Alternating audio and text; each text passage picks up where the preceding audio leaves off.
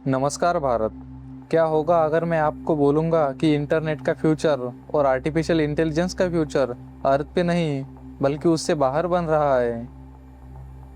अभी इस वक्त एआई का बूम हमारी दुनिया को उसकी फिजिकल लिमिट्स तक पुश कर रहा है।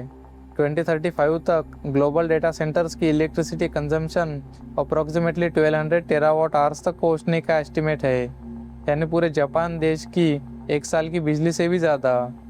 और सिर्फ बिजली ही नहीं, ये डेटा सेंटर्स हर रोज कूलिंग के लिए अरबों लीटर्स पानी भी पी जाते हैं। अब सोचो, एक ऐसी जगह है जहाँ इनफाइनाइट सोलर एनर्जी भी है और थर्मल रेडिएटर स्पेस के ठंडे अंधेरे में बिना किसी खर्चे के हीट डंप कर सकते हैं। वो जगह है आउटर स्पेस।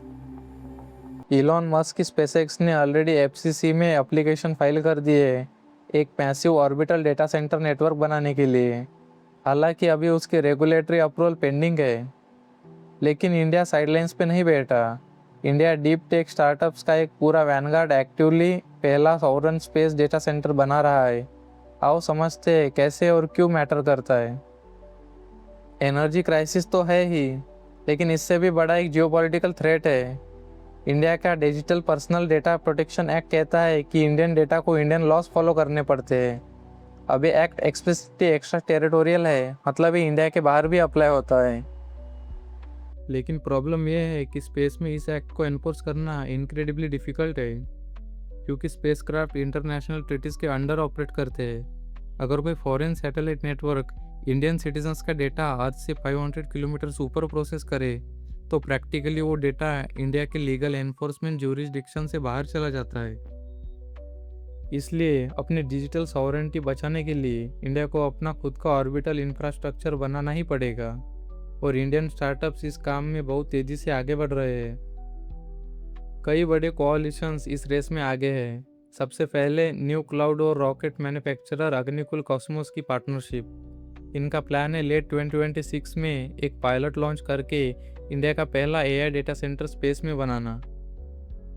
अग्निकुल एक कमाल की इंजीनियरिंग यूज़ कर रहा है, जिसे कहते हैं कन्वर्टिबल अपर स्टेज। होता यह है कि रॉकेट का लोअर बूस्टर तो वापस अर्थ पे आ जाता है, लेकिन अपर स्टेज ऑर्बिट में रह जाता है और परमानेंटली न्यू क्लाउड का एआई हार्डवेयर होस्ट करता है, पूरे सोलर पैनल से पावर होकर।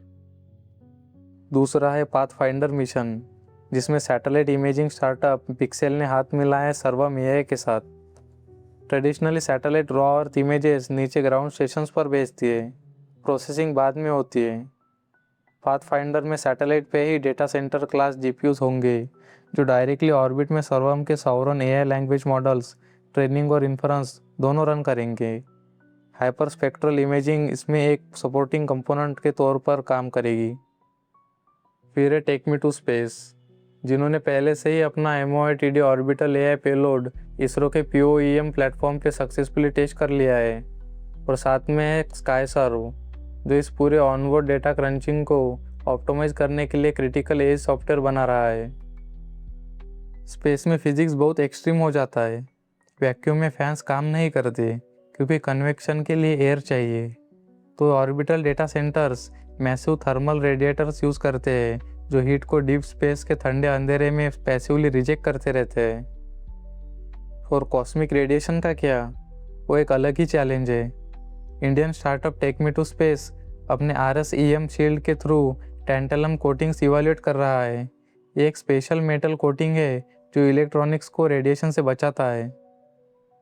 और ब्रॉडर ग्लोबल इकोसिस्टम में अमेरिकन स्टार्टअप मेलेगन लैब्स अपना hydrogen based biomaterial polymer composite अभी ISS पर फ्लाइट टेस्ट कर रहा है। और उनका पार्टनर सैटेलाइट उस मिशन के लिए onboard computing software layer provide कर रहा है, ताकि कमर्शियल एआई प्रोसेसर स्पेस में करप्ट ना हो जाए। एक बार डेटा प्रोसेस हो जाए तो ये सैटेलाइट्स एक दूसरे से बात करते हैं ऑप्टिकल इंटर सैटेलाइट लिंक्स के थ्रू, मतलब लिटरली गीगाबिट लेज़र स्पेस के वैक्यूम में फायर करते हैं। तो देखो, एआई को ऑर्बिट में डालने से ये स्टार्टअप्स एक साथ 3 काम कर रहे हैं। अर्थ की एनर्जी क्राइसिस सॉल्व कर रहे हैं, ग्लोबल साउथ के लिए प्रोसेसिंग लेटेंसी कट कर रहे हैं, और इंश्योर कर रहे हैं कि इंडिया का फ्यूचर डेटा कम्प्लीटली सॉवरेन रहे। Thank you for watching.